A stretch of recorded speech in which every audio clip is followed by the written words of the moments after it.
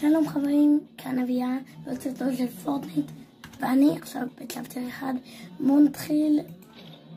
שמתי רדי. מחכים? כיף לי? כן מחכים. כן מחכים. כן מחכים.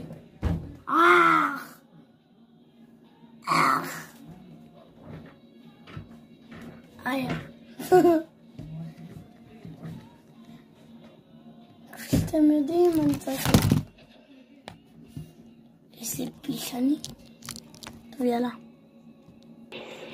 רק מזכיר לכם, אני גרוע. וכאילו ברמה של גרוע. אתם תראו בהמשך. כפי שאתם רואים, אני גרוע. טוב, ביי חברים, זה הסרטון הכושל שלי. ביי.